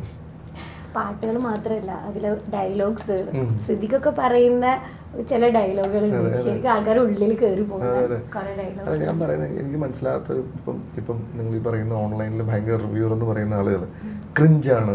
എന്താണ് ക്രിഞ്ച്? എനിക്ക് മനസ്സിലാത്തതാണ്. അപ്പം നമുക്ക് ഇഷ്ടപ്പെടാത്തതെല്ലാം ക്രിഞ്ച് എന്നല്ലല്ലോ പറയേണ്ടത്, മനസ്സിലായി? ഇപ്പോൾ ഒരു സിനിമ നിരൂപണം വേണം ഇല്ലെന്നല്ല, വേണം, അങ്ങനെ തന്നെ നല്ല സിനിമകൾ ഉണ്ടായിട്ടുള്ളത്. പക്ഷെ അതിൻ്റെ ഭാഷയുണ്ട്, അതിൻ്റെ ഒരു ശൈലിയുണ്ട്. അത് അൾട്ടിമേറ്റ്ലി ആളുകളെ ഇറിറ്റേറ്റ് ചെയ്യിക്കുക, ഇല്ലെങ്കിൽ ആ ഒരു എക്സൈറ്റ്മെൻറ്റ് ഇപ്പം മറ്റൊരുത്തൻ്റെ പറഞ്ഞ് ഭയങ്കര മോശമായിട്ട് അവരെ കുറിച്ച് പറയുക. എനിക്കറിയാവുന്നൊരു വളരെ ഫേമസ് ഡയറക്ടറിൻ്റെ കുട്ടി സ്കൂളിൽ പോകുന്നില്ലെന്ന് പറയുന്നത് കേട്ടു. കാരണം ഇയാൾ പറയുന്നത് കേട്ട് കളിയാക്കുന്നത് കേട്ടായിരുന്നു. ഞാൻ പറയുന്നില്ല, അയാളത്ര ഇയാൾ പറയുന്ന ഭാഷകൾ, അയാൾ വിളിക്കുന്ന പേരുകൾ കേട്ട് ആ മറ്റു കുട്ടികൾ കളിയാക്കുന്നു പറഞ്ഞു. എത്രത്തോളം ഇത് സാമൂഹികമായി ഇവർ മനസ്സിലാക്കുക. ഇവർക്ക് മാക്സിമം മാർക്ക് കിട്ടുന്ന കുറേ ഇവരെ പോലത്തെ തന്നെ അങ്ങനത്തെ മൈൻഡ് സെറ്റുള്ള ആളുകളുടെ കമൻറ്റുകളും, ഇല്ലെങ്കിൽ ഇവരൊക്കെ പണ്ടൊരു ഗ്രൂപ്പ് ഉണ്ടായിരുന്നു, ഒരു ഭയങ്കര മോശപ്പെട്ട ഗ്രൂപ്പ് ഉണ്ടായിരുന്നു. ആ ഗ്രൂപ്പിലുള്ള ആളുകളാണ് ഇതിനകത്ത് മൊത്തം ഫസ്റ്റ് കമൻറ്റ് ചെയ്യാൻ വേണ്ടി ഒരു ഗ്രൂപ്പിനെ അവർ ഉണ്ടാക്കിയിരിക്കുക. നമ്മൾ ഈ കാണുന്ന കമൻറ്റും ഈ വീഡിയോസിലുള്ള ഒക്കെ എല്ലാം പ്ലാൻഡാണ്, മനസ്സിലായില്ലേ? ഇപ്പോൾ സിനിമയ്ക്ക് ശേഷം നിങ്ങൾക്ക് ഇപ്പോൾ പറഞ്ഞ റിവ്യൂസിന് താഴെ പോയി നോക്കി കണ്ട ആൾക്കാരുടെ റിവ്യൂ നോക്കിയോ എങ്ങനെ ഉണ്ടാവും നോക്കുക. അപ്പം ഇപ്പം നിങ്ങൾ ആലോചിച്ച് നോക്കുക, ഖൽബ് എന്നൊരു കുഞ്ഞു സിനിമ, അതായത് കുറേ പുതിയ ആൾക്കാർ വന്നൊരു സിനിമ. ആ സിനിമയെ ഇത്രത്തോളം ഇവർ ബാധിപ്പിച്ചിട്ടുണ്ട്. നമ്മൾ പിടിച്ചു നിന്നത്, ഞാൻ ഈ ബാക്ക്ഗ്രൗണ്ടിലുള്ള സിനിമാ പ്രാന്തൻ പോലത്തെ ഒരു പേജിൻ്റെ ഓണറും എനിക്ക് കുറച്ച് ഫ്രണ്ട്ഷിപ്പും കാര്യങ്ങളും ഉള്ളതുകൊണ്ടാണ്. ഇല്ലാത്ത ഒരു ഡയറക്ടറും പ്രൊഡ്യൂസറും എന്ത് ചെയ്യും? അല്ല, അതിന് മാത്രം നെഗറ്റീവ് പറയേണ്ട ആവശ്യം അല്ല, അത് രണ്ടാമത്തെ കേസ്. ഞാൻ പറയുന്നത് ഇങ്ങനെ ഉണ്ടാകുന്ന ഇമ്പാക്റ്റ് ഇപ്പോൾ വേറൊരു പ്രൊഡക്ഷൻ ടീമാണെങ്കിലും വേറൊരു ഡയറക്ടർ ആണെങ്കിലും എങ്ങനെ ഇത് ഫേസ് ചെയ്യും? അവർ ഡൗൺ ആയി, അവരില്ലാണ്ടാവും, ആ സിനിമ ഇല്ലാണ്ടാവും. ഇപ്പം ഞങ്ങൾക്ക് ആദ്യത്തെ 3 ദിവസങ്ങളിൽ മോർണിംഗ് ഷോ അല്ലാതെ വേറെ ഷോസ് നടന്നിട്ടില്ല. അതിനുശേഷം ഷോസുകൾ കൗണ്ട് കൂടി, ആൾക്കാർ കണ്ട്, അങ്ങനെയാണ് സിനിമകൾ ഉണ്ടായിരിക്കുന്നത്. അങ്ങനെ സിനിമകൾ ഹിറ്റായിരിക്കുന്നത് ചരിത്രം അങ്ങനെയാണ്. ആദ്യത്തെ വീക്കിൽ ഓടാത്ത സിനിമകൾ സെക്കൻഡ് വീക്ക് മുതലൂടെ 100-150 ദിവസം കൂടി, ഒരു വർഷം കൂടി സിനിമകളോടുണ്ട്, മനസ്സിലായില്ലേ? അപ്പം അങ്ങനെയുള്ള ഒരു ഇൻഡസ്ട്രിയിൽ നിന്ന് നമുക്കൊരു ബ്രീത്തിങ് സ്പേസ് വേണ്ടേ? ആ സ്പേസ് ഇല്ലാതെ ഇവരെ പോലുള്ള ആളുകൾ അവരുടെ കേവലം കിട്ടുന്ന യൂട്യൂബിൽ നിന്ന് നക്കാപ്പിച്ച കാശിന് വേണ്ടി ഇതുപോലെ മോശമായിട്ട് ചിത്രീകരിച്ച്, അത് നല്ലതാണെങ്കിലും ആ പറയുന്നതിൻ്റെ ഭയങ്കര മോശമായിട്ട് പറഞ്ഞ് ആ സിനിമ ഇല്ലാണ്ടാക്കുന്നതോടെ ആ സിനിമ തീർന്നു. ഇപ്പം നമ്മൾ തിരിച്ച് നമ്മളതിൻ്റെ റിവ്യൂസും മാക്സിമം തിയേറ്ററിൽ പോയി കളക്ട് ചെയ്യുന്നു, അത് മാക്സിമം ഞങ്ങളുടെ സോഷ്യൽ മീഡിയ പുഷ് ചെയ്യുന്നു. അങ്ങനെ പുഷ് ചെയ്ത് തിയേറ്ററിലേക്ക് തിരിച്ച് പിന്നെയും പടം വരുന്നത്. ആദ്യത്തെ ദിവസങ്ങളിൽ 80 തിയേറ്ററിലോട്ട് റിലീസ്, സെക്കൻഡ് വീക്ക് ആയപ്പോൾ 22 തിയേറ്ററിലോട്ട് മാറി. അതിപ്പോൾ വീണ്ടും 66 തിയേറ്ററിലോട്ട് മാറുന്നു, മനസ്സിലല്ലേ? അത് നമ്മൾ ബാക്കപ്പ് ചെയ്യുന്നതുകൊണ്ടാണ്. ഇത് ബാക്കപ്പ് ചെയ്യാൻ പറ്റാത്തൊരു ടീം എന്ത് ചെയ്യും? ഒരു ഡയറക്ടർ എന്ത് ചെയ്യും? ഒരു പ്രൊഡ്യൂസർ എന്ത് ചെയ്യും? അവർക്ക് ഇപ്പോൾ നിങ്ങൾക്കറിയാം, ഇപ്പം മലൈക്കോട്ടെ വാലിബൻ ആ സിനിമകൾക്ക് ദ്രോഹമാണ് ചെയ്യുന്നത്, മനസ്സിലായി? ഇപ്പം നിങ്ങൾക്ക് ഇഷ്ടപ്പെട്ടില്ലെന്ന് പറഞ്ഞു, ഒരു പ്രശ്നമില്ല. ഇത് പർപ്പസ്ഫുള്ളി എവിടെയൊക്കെ പറയാൻ പറ്റുമോ, എങ്ങനെയൊക്കെ പറയാൻ പറ്റുമോ അത് വളരെ മോശമായ രീതിയിൽ പറയുക, മെമ്മ ഉണ്ടാക്കുക, അതിനു വേണ്ടി ക്രിയേറ്റീവ് സ്പേസ് ഉണ്ടാക്കുക, അതിട്ട് അലക്കുക, എന്തൊക്കെയോ ചെയ്തുകൊണ്ടിരിക്കുന്നത്. അതോടെ ഈ ഇൻഡസ്ട്രി ഇത് അൾട്ടിമേറ്റ്ലി അവർക്കുള്ള ഏറ്റവും വലിയ മറുപടിയാണ് ഖൽബ്, മനസ്സിലായില്ലേ? ഇതുപോലുള്ള പല സിനിമകളും മറുപടികളിലൂടെ ഇവരില്ലാണ്ടാവും, മനസ്സിലായില്ലേ? അവരുടെ നാശം തന്നെയാണ് തുടങ്ങാൻ പോകുന്നതെന്ന് ഞാൻ വിശ്വസിക്കുന്നത്. അതിനുവേണ്ടി ഞാൻ വെയിറ്റ് ചെയ്യുന്നത്. ഒരിക്കലും ഇപ്പം ഞങ്ങൾ ബിസിനസ് ചെയ്തിട്ടുള്ള ആൾക്കാരാണ്. ഞങ്ങൾ ഒരിക്കലും ഒരു സിനിമയും മോശം പറഞ്ഞിട്ടില്ല, ഒരു സിനിമയും ഞങ്ങൾ മോശം പറഞ്ഞിട്ടില്ല. ഇതുവരെ ഞങ്ങളുടെ പേജിൽ ഒരു ഗോസിപ്പോ അല്ലെങ്കിൽ സിനിമാ ബ്രാൻഡ് എന്ന പേജിൽ ഒരു ഗോസിപ്പ് കാണിച്ചു, അല്ലെങ്കിൽ നിങ്ങൾ ഏതെങ്കിലും ഒരു സിനിമയെ മോശം പറഞ്ഞൊരു ഒരു റിവ്യൂ കാണുമല്ലോ. എത്ര വർഷമായാലും കിടക്കുമല്ലേ സോഷ്യൽ മീഡിയയിൽ, യൂട്യൂബിലൊക്കെ ആണെങ്കിലും ഞങ്ങൾ പറഞ്ഞിട്ടില്ല. അപ്പോൾ അതിനെ ഇപ്പോൾ ഉള്ള ആളുകൾ എന്താണ് ഇവരുടെ ആവശ്യമെന്ന് മനസ്സിലാകുന്നില്ല. ഇപ്പോൾ ഈ പറയുന്ന ചെറിയ ഫെയിമോ ഇല്ലെങ്കിൽ ഈ പറയുന്ന ഒരു വിഭാഗം ആളുകളുടെ കൈയടിയോ ഇല്ലെങ്കിൽ യൂട്യൂബിൽ നിന്ന് കിട്ടുന്ന ഈ പൈസയാണെന്നുണ്ടെങ്കിൽ അതിൽ നല്ല കുറേ ജോലി ലോകത്ത് ഉണ്ട് എന്ന് അവരോട് ഞാൻ ഓർമ്മിക്കുന്നത്. ഇപ്പം റിവ്യൂ ബോംബിങ്ങിൻ്റെ ബേസ് ചെയ്ത് കാര്യം പറഞ്ഞല്ലോ. ഇപ്പം നമ്മളിപ്പം ഖൽബ് എന്ന പടം എടുത്താലും അപ്പോൾ സോഷ്യൽ മീഡിയ ഇൻഫ്ലുവൻസേഴ്സായിട്ടുള്ള അബു സലീം, ചൂരൽ ടീം, അവരെല്ലാം പടത്തിലേക്ക് കൊണ്ടുവന്നു, സിനിമയിലേക്ക് എത്തിച്ച് വെക്കുക. മിക്കവരുടെയും അൾട്ടിമേറ്റ് എയിം സിനിമ തന്നെയാണ്. അവർ സോഷ്യൽ മീഡിയ സ്റ്റാർസ് ആണെങ്കിലും അവർ അൾട്ടിമേറ്റ് എയിം സിനിമ തന്നെയാണ്. അപ്പം ഇപ്പം നമ്മൾ എത്ര പറഞ്ഞാലും നമ്മൾ തിയേറ്ററിലേക്ക് ഒരു പടം കൊണ്ടുവരുമ്പം ഇത്രയും പുതുമുഖങ്ങളെ വെച്ചൊരു പടം നമ്മൾ കൊണ്ടുവരുമ്പം പ്രൊഡ്യൂസറെ നോക്കുമ്പം ബിസിനസ്സാണ്. അങ്ങനെ നോക്കുമ്പം ആ സമയത്ത് അനുഭവിച്ചൊരു ടെൻഷൻ കാണില്ലേ? തിയേറ്ററിലേക്ക് പുതുമുഖങ്ങളെ വെച്ചൊരു പടം കൊണ്ടുവരുന്നു, കണ്ടൻറ് ഉണ്ട്. പക്ഷേ ഇപ്പോൾ OTT വന്നതിന് ശേഷം 30 ദിവസത്തിനുള്ളിൽ അല്ലെങ്കിൽ 27 ദിവസത്തിനുള്ളിൽ നമ്മൾ മാക്സിമം നമുക്ക് എത്ര പ്രോഫിറ്റ് ഉണ്ടാകുമോ നമ്മൾ ഉണ്ടാക്കാൻ വേണ്ടി നോക്കും. അപ്പോൾ അവിടെ ഒരു സ്റ്റാർ വേണം. ആ സ്റ്റാർ നമുക്ക് ഈ പുതുമുഖങ്ങളെ വെച്ച് കൊണ്ടുവരുമ്പോൾ ആൾക്കാർ അതിനകത്തേക്ക് കയറാൻ പറ്റില്ല. ഓഡിയൻസ് ആ സ്റ്റാർ ഉണ്ടെങ്കിലേ അവർ കയറാൻ വേണ്ടി നോക്കുകയുള്ളൂ. അപ്പോൾ പുതുമുഖങ്ങളെ വെച്ച് കൊണ്ടുവരുമ്പോൾ ആ ഒരു ടെൻഷൻ ഉണ്ടാവില്ലേ? ഇത് ആളുകൾ ആദ്യം കയറി കാണുക. അല്ല, അങ്ങനെ ഒരു ലെഗസി ഉള്ള കമ്പനിയാണല്ലോ Friday film house. Friday film house എന്ന കമ്പനി ആണല്ലോ അങ്കമാലി എന്ന സിനിമ കൊണ്ടുവന്നത്. അത് Liju special brilliant legendary director ഉണ്ട്, ഞാൻ പറയുന്നില്ല. എന്നാൽ കൂടി അങ്ങനെ ഒരു ധൈര്യം കാണിച്ച ആളുകളാണ്. ആ സമയത്ത് ഡബിൾ ബാരൽ എന്ന സിനിമയുടെ ഒരു ഇതുപോലൊരു ഒരു ഡിഫറെൻറ്റ് അറ്റംപ്റ്റ് ആയിരുന്നു ആ സിനിമ. അത് മനസ്സിലാക്കാതെ ഇന്ന് അതിനെ ഭയങ്കര പൊയ്ത്തിപ്പാടുന്നൊരു ക്രൗഡ്. ആ സിനിമ കഴിഞ്ഞിട്ട് ആ ഡയറക്ടറിൻ്റെ ഒരു ചൂടാണത്, മനസ്സിലായില്ല? അങ്ങനത്തെ മൂമെൻറ്റുകളോട് ഉണ്ടാകണം. ഇല്ലെങ്കിൽ നമ്മൾ ഈ പറയുന്ന കുറച്ച് ആൾക്കാരിൽ മാത്രമായി പോകും സിനിമ. ഒരുപാട് പുതിയ ആൾക്കാർ വരണ്ടേ? ഒരുപാട് ആൾക്കാർ വരണം. ഇപ്പോൾ ഫാസിൽ സാറ് എന്ന് പറഞ്ഞ ഒരാൾ ഉണ്ടായതുകൊണ്ടല്ലേ ഇവിടെ ലാൽ സാർ ഉണ്ടായത്. അല്ലെങ്കിൽ അങ്ങനെ ഒരു നമുക്കും അങ്ങനെ ഒരാളാണ്, അങ്ങനെ ഒരു ആർട്ടിസ്റ്റ് കൊണ്ടുവരാൻ പറ്റണം, മനസ്സിലായില്ലേ? ഒരുപാട് ഫേസുകൾ, പുതിയ പുതിയ മുഖങ്ങൾ കൊണ്ടുവരണം. അത് ഇത് വിജയ് ബാബുവിനെ പോലത്തെ പ്രൊഡക്ഷൻ കമ്പനികളും അല്ലെങ്കിൽ ഫ്രൈഡേ ഫിലിം ഹൗസ് പോലെ പ്രൊഡക്ഷൻ കമ്പനികളും എനിക്ക് സാധിച്ചു, മനസ്സിലായില്ലേ? അത് അവർ കൺവിൻസ് ചെയ്യാൻ പറ്റി. ഇങ്ങനൊരു ഈ കഥ ഇവർ വെച്ച് നമുക്ക് ചെയ്ത വർക്കാവും, നമുക്ക് വർക്കാക്കി എടുക്കാൻ പറ്റും, മനസ്സിലായില്ലേ? അതിൻ്റെ ഏറ്റവും വലിയ സന്തോഷമാണ് ഇപ്പം നമ്മൾ ഈ 4ാം വീക്കിലും ഈ 50 ദിവസത്തിലേക്ക് കിടക്കുന്ന ഈ വേളയിലും ആ സിനിമയിൽ ആളുകൾ വരുന്നതും ഒരു ഭയങ്കര വലിയ കോടികൾ ഉണ്ടാക്കുമെന്നോ ഇല്ലെങ്കിൽ അങ്ങനെ ഒന്നുമല്ല ഈ സിനിമ. വളരെ ചെറിയൊരു സിനിമയാണ്. ആ സിനിമയ്ക്ക് കിട്ടേണ്ട ഏറ്റവും വലിയ ആക്സെപ്റ്റൻസ് ആണ് ഇപ്പോൾ ഈ സിനിമ കിട്ടിക്കൊണ്ടിരിക്കുന്നത്. അതിനപ്പുറത്തോട്ട് ഈ സിനിമ പ്ലാൻ ചെയ്തപ്പോൾ ഇത് 100 കോടി ക്ലബ് എന്ന സിനിമയൊന്നും ഒരിക്കലും പ്ലാൻ ചെയ്തിട്ടില്ല, മനസ്സിലായി? ഇതൊരു ഒരു കൽബ് എന്ന് പറയുന്നത് ഒരുപാട് ഹൃദയങ്ങൾ തമ്മിലുള്ള ബന്ധമാണ്. ഒരിക്കലും ഒരു പ്രണയ സ്റ്റോറിക്ക് അപ്പുറം അച്ഛനും അമ്മയും തമ്മിലുള്ള ബന്ധം, അമ്മയും മരിച്ചുപോയ നമ്മുടെ ആൾക്കാർ തമ്മിലുള്ള ബന്ധം, നമ്മുടെ കാമുകി എന്നുള്ള ബന്ധം, ഫ്രണ്ട്സുമായിട്ടുള്ള ബന്ധം, നായികയും അമ്മയായിട്ടുള്ള ബന്ധം, നമ്മുടെ വീട്ടിൽ നിൽക്കുന്ന ഒരു ഇത്തായിട്ടുള്ള ബന്ധം, അങ്ങനെ ഒരുപാട് ബന്ധങ്ങളുടെ കഥ പറയുന്നതാണ് കൽബ്. കൽബിൻ്റെ നമുക്ക് അവരെ കാണുമ്പോൾ ഒരു ഇമോഷൻ ചേഞ്ച് ഉണ്ടാകുന്നില്ല. നമുക്ക് ഇഷ്ടപ്പെട്ട ആൾക്കാരെ ആ നമ്മുടെ ഹൃദയബന്ധമെന്ന് ഞാൻ വിശ്വസിക്കുന്നു. അതിൻ്റെ പല പല മുഹൂർത്തങ്ങളുള്ള ഒരു ബ്യൂട്ടിഫുൾ ആയിട്ട് ഫാമിലി ആയിട്ട് പോയി കാണാവുന്ന ഒരു സിനിമയാണ് കൽബ്. അതിനകത്ത് ഒരു ഡബിൾ മീനിങ് ഡയലോഗുകളോ ഒരുവിധ ചീത്ത വാക്കുകളോ ഇല്ലെങ്കിൽ കൊടൂര വയലൻസുകളോ ഒന്നുമില്ല. വളരെ ഈസിലി കണ്ട് ഇറങ്ങാൻ പറ്റിയ സിനിമയായിട്ട് ഞാൻ വിശ്വസിക്കുന്നു. അതാണ് ഇപ്പൊ കിട്ടുന്ന റെസ്പോൺസും അങ്ങനെ തന്നെയാണ്. പല സിനിമകളും OTT-യിൽ കാണുന്ന ആൾക്കാരുണ്ട്. അതിന്റെ കമന്റ് എടുത്ത് നോക്കിയാൽ പറയും, അയ്യോ ഇത് ഞാൻ തിയേറ്റർ എക്സ്പീരിയൻസ് ചെയ്യേണ്ട പടമായിരുന്നു. ഇന്നിപ്പോൾ കൽബ് കാണാത്തൊരു വ്യക്തി നാളെ OTT-യിൽ കാണുമ്പോൾ കേവലം അങ്ങനെ ഒരു കമന്റ് ഉണ്ടായാലും എഴുതുമെന്നുള്ള കാര്യത്തിൽ ഷുവറാണ്. അല്ല, ഇപ്പം നമ്മൾ കൽബാണെങ്കിലും ഇപ്പം മലൈക്കോട്ടെ വാലിബനൊക്കെ സിനിമയായാലും ഈ സിനിമയൊന്നും നമ്മൾ ചെറിയൊരു മൊബൈൽ സ്ക്രീനിലോ ഒരു TV സ്ക്രീനിൽ കാണാൻ വേണ്ടി ഉണ്ടാക്കിയെടുത്ത സിനിമയല്ല, മനസ്സിലായില്ലേ? ഇതിന് അത്രയും നമ്മൾ അതിൻ്റെ കളർ പാലറ്റ്സ് വെച്ച് നല്ല വൈറ്റ് ഫ്രെയിംസുകൾ വെച്ച് നമ്മൾ എന്തൊക്കെ ഒരു സിനിമാറ്റിക് എക്സ്പീരിയൻസ് കൊടുക്കാൻ പറ്റുമോ, മനസ്സിലായി? നമുക്ക് വളരെ ചെറിയ രീതി ഷൂട്ട് ചെയ്യാമല്ലോ. അതിനകത്ത് ഒരു ഫൈറ്റ് സീക്വൻസ് ഉണ്ട് തിയേറ്ററിൽ, വളരെ സിമ്പിളായിട്ട് ഒരു ചെറിയ രീതിയുടെ ആവശ്യമുള്ളൂ. പക്ഷേ നമുക്കൊരു തിയേറ്റർ എക്സ്പീരിയൻസ് നമ്മൾ അത്രത്തോളം അതിനകത്ത് എത്രത്തോളം സമയം എടുക്കുന്നത്, അതിൻ്റെ സൗണ്ടിങ് ആണെങ്കിലും അതിൻ്റെ മിക്സിങ് ആണെങ്കിലും അതിൻ്റെ DA ആണെങ്കിലും. ഇല്ലെങ്കിൽ നമ്മൾ ഇത്രയും എഫേർട്ട് ഉണ്ടല്ലോ. നമുക്ക് ചെറിയൊരു ഏരിയയിൽ നടക്കുന്ന ഒരു കഥ ഭയങ്കര റിയലിസ്റ്റിക് ആയിട്ട് ഈസി ആയിട്ട് പറയാം. അതൊക്കെ ഈസിയായി പറയാം, ഏറ്റവും ഈസി ആയിട്ട് പറയാൻ പറ്റുന്ന സംഭവമാണ്. പക്ഷെ നമ്മൾ ഇഷ്ടപ്പെടുന്ന ഇപ്പം എനിക്ക് ഇഷ്ടപ്പെട്ട സിനിമകൾ അതായിരുന്നു. എനിക്ക് ഭയങ്കരമായിട്ട് എന്നെ എക്സൈറ്റ് ചെയ്തിട്ടുള്ളത് ഭയങ്കര സിനിമാറ്റിക് ആയിട്ടുള്ള സിനിമകളാണ്. അതാണ് എന്നെ ഒരു തിയേറ്ററിൽ കാണുമ്പോൾ എനിക്ക് തോന്നിക്കൊണ്ടിരുന്നത്. അവിടെയാണ് സ്റ്റാറുകൾ ജനിച്ചുകൊണ്ടിരുന്നത്, അല്ലേ? ഒരു സൂപ്പർ സ്റ്റാറുകൾ. നമുക്ക് ചെയ്യാൻ പറ്റാത്ത കാര്യങ്ങൾ നായകൻ ചെയ്യുമ്പോൾ, നമ്മൾ ചെയ്യാൻ പറ്റാത്ത രീതിയിൽ ഒരു പെണ്ണ് നമ്മൾ ഇഷ്ടപ്പെടുമ്പോൾ, അതൊക്കെയാണെന്ന് ഐഡിയ ഉണ്ടായിരുന്നത്. അതാണ് ആ എക്സൈറ്റ്മെൻ്റാണ് എനിക്ക് സിനിമയെ ഇഷ്ടം അങ്ങനെയാണ്. അപ്പോൾ എൻ്റെ സിനിമകൾ അത് ഭയങ്കരമായിട്ട് എവിടെ ഉണ്ടാവും. അല്ലാതെ ഈ പറയുന്ന നേരത്തെ പറഞ്ഞ പോലത്തെ ഓൺലൈനിലെ ആൾക്കാർക്ക് വേണ്ടി എനിക്ക് സിനിമ ചെയ്യാനുള്ള അറിയാവുന്ന ആളുമല്ല. അങ്ങനെ എനിക്ക് അവരെ ഇംപ്രസ് ചെയ്യണമെന്നും ആഗ്രഹമില്ല. ഞാനൊരു വീഡിയോ കാണിക്കാം.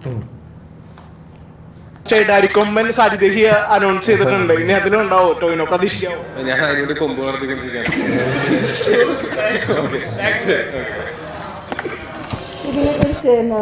അല്ല, അത് എപ്പോഴും അങ്ങനെ ഇന്റർവ്യൂകളും ഇതിൽ സംസാരിക്കുന്ന ആളാണല്ലോ. ഭയങ്കര സരസമായിട്ട് വളരെ തഗ്ഗായിട്ട് കാര്യങ്ങൾ സംസാരിക്കുന്ന ആളാണ്.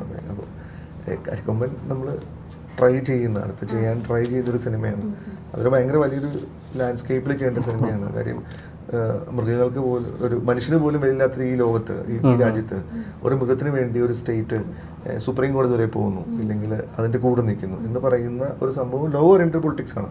അതിനകത്ത് ഒരുപാട് കാര്യങ്ങൾ നമുക്ക് പറയാനുണ്ട്. അപ്പം എൻ്റെ കോറൈറ്റുണ്ട് ഖൽബിൻ്റെയൊക്കെ ലിറിക്സൊക്കെ സുഹേൽ കോയ ജാതിക്കാത്തോട്ടം. സുഹേൽ ഇത് തോട്ട് പറഞ്ഞു ഇതൊരു ഭയങ്കര ഇൻട്രസ്റ്റിംഗ്. അപ്പം ഞങ്ങളത് വർക്ക് ചെയ്തപ്പോൾ ഒരു ഭയങ്കര ഇൻട്രസ്റ്റിംഗ് ആയിട്ടുള്ള സിനിമയ്ക്കുള്ളൊരു സ്പേസ് വന്നു. അപ്പോൾ ഞങ്ങൾ അത് ബാദുക്കാനത് പറഞ്ഞു, ബാദുക്ക അത് നമുക്കിത് ചെയ്യാം എന്ന് പറയുന്നു.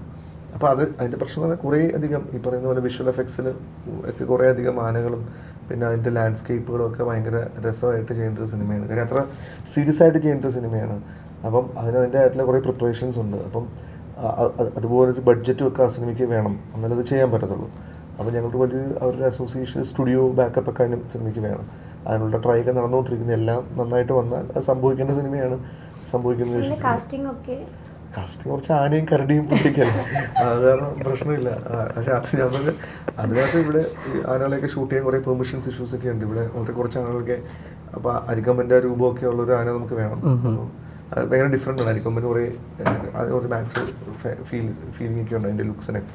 അപ്പോൾ അതൊക്കെ ഞങ്ങൾ അതിൻ്റെ 3D ഒക്കെ ചെയ്തുകൊണ്ടിരിക്കും. നമ്മൾ ഈ ജിഗർദാണ്ടാണ് സിനിമയ്ക്ക് ആനിമേഷൻ ചെയ്ത ടൈം എഫക്ട്സ് കമ്പനി ഉണ്ട്, ട്രിവാൻഡ്രം TMFX എന്ന് പറഞ്ഞു. അവരാണ് ഇതിൻ്റെ ആനിമേഷൻ വർക്കൊക്കെ ചെയ്യുന്നത്. അപ്പോൾ അതിൻ്റെ പ്രീ വർക്കുകൾ, ഇതിൻ്റെ ആനയുടെ മോഡലിങ്, കുട്ടിയാന, അതിൻ്റെ അമ്മയാന, ആ കാടിൻ്റെ ലാൻഡ്സ്കേപ്പ്, അതൊക്കെ നമ്മൾ തുടങ്ങിയിട്ടുണ്ട്.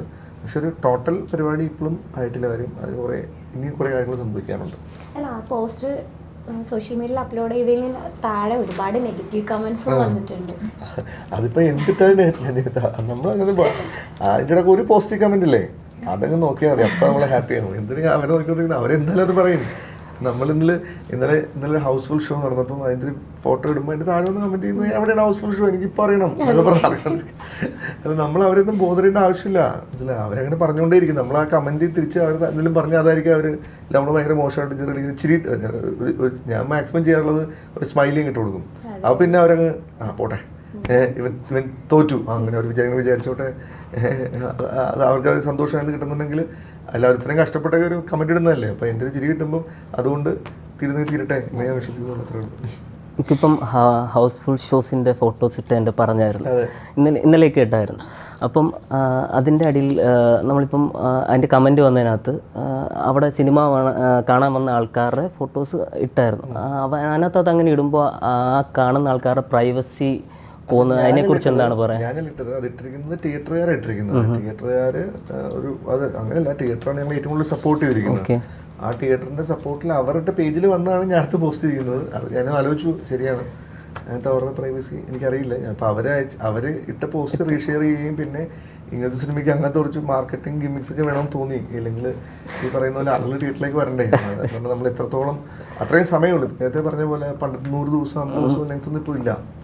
നമുക്ക് ആപ്പാട് കിട്ടുന്നത് വളരെ ചെറിയൊരു സ്പേസ് ആണ്. അപ്പം ഈ ടോളത്തോടെ വലിയ കുറേ സിനിമകൾ വരാൻ പോവുകയാണ്. അപ്പം നമുക്ക് വളരെയധികം ഇനി ഒരു അതിനു മുമ്പ് നമുക്ക് എത്രത്തോളം ഇതിനെ ബെനിഫിറ്റിലാക്കാൻ പറ്റുമോ അത്രത്തോളം നമുക്ക് കിട്ടിയ പബ്ലിസിറ്റി, ഇല്ലെങ്കിൽ ആ കിട്ടിയ മൗത്ത് പബ്ലിസിറ്റി, ഇല്ലെങ്കിൽ ആളുകൾ പറഞ്ഞ അഭിപ്രായം ആളുകളിലേക്ക് എത്തിക്കാനുള്ള ശ്രമങ്ങളുടെ ഭാഗമാണല്ലോ. അല്ലാതെ ഒരിക്കലും ആരെയും നമ്മൾ മോശക്കാരാക്കാൻ വേണ്ടി ചെയ്യുന്നതല്ല. ഈ മൂവിയിലെ പെർഫോമൻസിനെ കുറിച്ച് പറയുകയാണെങ്കിൽ സിദ്ദിഖ ലൈനൊക്കെ അതിഗംഭീരമായിട്ട് പെർഫോം ചെയ്തു. പക്ഷെ അതിലുപരി തുമ്പിയുടെ ഫാദറായിട്ട് അഭിനയിച്ച ആഷിഖ് ഖാലിദ്, അദ്ദേഹത്തെ എങ്ങനെ ഈ മൂവിയിലേക്ക് കൊണ്ടുവന്നു? അല്ല, ആഷിഖ് ഖാലിദിനെ ഞാൻ പുള്ളി ആദ്യമായിട്ട് കാണുന്നത് വലിയ പെരുന്നാൾ എന്ന സിനിമയിലാണ്. വലിയ പെരുന്നാൾ സിനിമയിൽ പുള്ളി അഭിനയിച്ചിരിക്കുന്നത്. അപ്പം ഞാൻ ആ സമയത്ത് ഷെയ്നാണ് ഈ സിനിമ ചെയ്യേണ്ടത്. അപ്പം ഞാൻ ഷെയ്നോട് പറഞ്ഞു, ഷെയ്ൻ നമുക്ക് ഫാദറായിട്ട് ഈ പുള്ളിയെ നമുക്ക് കാസ്റ്റ് ചെയ്യാം എന്ന് പറഞ്ഞു. ഷെയ്ൻ സൂപ്പറായിരിക്കും, പുള്ളി അടിപൊളിയായിരിക്കും. അതിനുശേഷം കുറച്ച് നാൾക്ക് ശേഷം നമ്മൾ കാസ്റ്റിംഗെല്ലാം മാറി. ഞാൻ പുള്ളി അപ്പോൾ വിളിച്ചിട്ടില്ല, ഒന്നും ആയിട്ടില്ലായിരുന്നു. അതിനുശേഷം ഈ സിനിമ ഷൂട്ടിംഗ് ആയ സമയത്ത് വേറെ ഒരുപാട് ചർച്ചകളിൽ ഒരുപാട് പേരുകൾ വന്നു. അപ്പം പ്രൊഡക്ഷൻ സൈഡിലാണെങ്കിലും ഒക്കെ. അപ്പം എനിക്ക് ആ ക്യാരക്ടർ ഒരു ന്യൂ ആൾ ചെയ്യുമ്പോൾ ഒരിക്കലും അയാളെ കാണുമ്പോൾ അയാൾ ഭയങ്കര ഭീകരനായിട്ടോ ഇല്ലെങ്കിൽ ഭയങ്കര പോലീസ് ഓഫീസറായിട്ടോ ഒന്നും തോന്നരുത്. മനസ്സിലായില്ലേ? അയാൾ ഭയങ്കര പ്രശ്നക്കാരാണ് തോന്നുന്നത്, വളരെ സാധാരണ. പക്ഷേ അയാളുടെ പെർഫോമൻസിൽ ആൾക്കാർക്ക് അത് കിട്ടണം. അപ്പം ഞാൻ പുള്ളിയെ വിളിച്ചു, പുള്ളി എന്നെ കാണാമെന്ന് പറഞ്ഞു. അങ്ങനെ വന്നു, ഞാൻ കഥ പറഞ്ഞു. അപ്പം പുള്ളി ഇതേപോലെ എനിക്ക് പേടിയാട്ടാ എന്നാ പുള്ളി പറയുന്നത്. ഞങ്ങളോട് പേടിക്കണ്ട, നമുക്ക് എന്നെ റെഡിയാക്കാം. അപ്പം പുള്ളിയെ കംഫർട്ട് ആക്കാമെന്നുള്ളത്. പുള്ളി പറഞ്ഞാൽ വളരെ ഒരു ആലുവയിലുള്ളൊരു വോയിസാണ്. ഭയങ്കര ഇൻ്റർനാഷണൽ ആർട്സിനൊക്കെ വോയിസ് കൊടുക്കുന്ന ഒരു ആർട്ടിസ്റ്റാണ്. ഭയങ്കര എനിക്ക് പുള്ളിയുടെ ഏറ്റവും ഇഷ്ടപ്പെട്ട വോയിസാണ്. പിന്നെ എനിക്ക് ഈ വോയിസസ് ഭയങ്കര ഇഷ്ടമാണ്. പിന്നെ നായികയുടെ വോയിസ് എനിക്ക് ആദ്യം ഇഷ്ടപ്പെട്ടത്. അതൊരു ഡിഫറൻസ് കൊണ്ടുവരും. ആക്ച്വലി ടോട്ടാലിറ്റിയിൽ ഒരു ഡിഫറൻസ് ഉണ്ടാവും. നമുക്ക് ആദ്യം കേൾക്കുമ്പോൾ ഇങ്ങനെ ആവുമെങ്കിലും പതുക്കെ നമ്മൾ തിന്നാവുമെന്ന് ഞാൻ വിശ്വസിക്കുന്നു.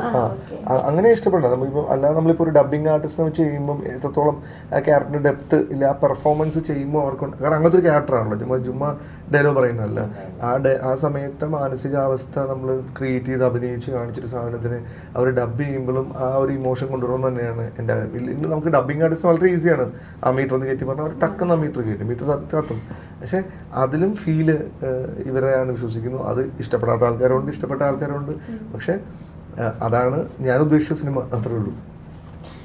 ഇക്ക മോഹൻലാൽ എന്ന് പറഞ്ഞ പടം ചെയ്തായിരുന്നു. ഞാൻ അത് തിയേറ്ററിൽ പോയി കണ്ട ഒരാളാണ്. ഞാനൊരു ലാലേട്ടൻ ഫാനാണ്.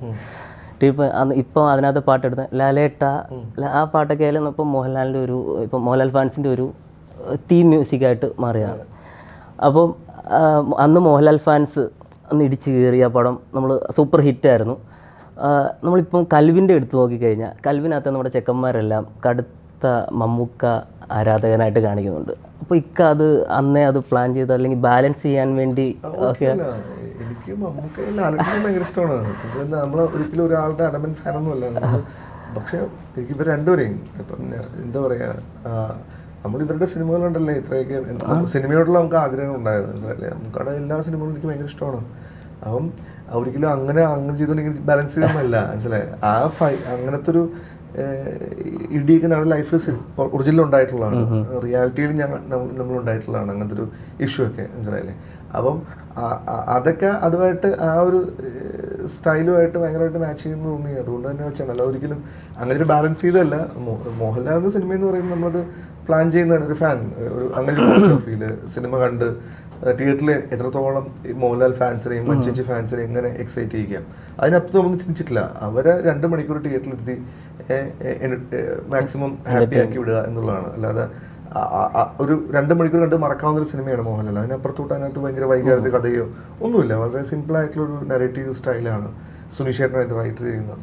പക്ഷെ കൽബ് നമ്മളത് പ്ലാൻ ചെയ്യുമ്പോഴേ ഈ സിനിമയുടെ ബേസിക് ത്രെഡ് മനസ്സിലാക്കുമ്പോൾ തന്നെ ഒരു പടം ആ സിനിമ കണ്ടു കഴിഞ്ഞാലും ആ നമ്മുടെ ഒരു വിങ്ങലായിട്ട് ഉള്ളിലുണ്ടാകണം, ഇല്ലെങ്കിൽ ആ സിനിമ നമ്മൾ ഇമോഷണലി ഹുക്ക് ചെയ്യണം എന്നുള്ള ഒരു ആംഗിൾ തന്നെ ചെയ്യുന്ന സിനിമയാണ് കൽബ്. ഭയങ്കര അടിപ്പടവോ ഇല്ലെങ്കിൽ ഭയങ്കര കോമഡി പടമോ ഒന്നുമല്ല, അതൊരു ഇമോഷണൽ ലവ് സ്റ്റോറിയാണ്. അതായത് 7 സ്റ്റേജ് ആണ് പ്രണയത്തിലെന്ന് പറയുന്നൊരു സൂഫി ഫിലോസഫിയിൽ നമ്മൾ 8ാമതൊരു സ്റ്റേജ് ഞങ്ങൾ ഈ സിനിമ കൊണ്ട് പറയുന്നു എന്ന് പറയുന്നൊരു സിനിമയാണത്. അതിനപ്പുറത്തോട്ട് അതിനകത്ത് ഭയങ്കര കൊമേഴ്ഷ്യൽ എലമെന്റിനപ്പുറം അതൊരു സിനിമാറ്റിക് എക്സ്പീരിയൻസ് ആയിരിക്കും.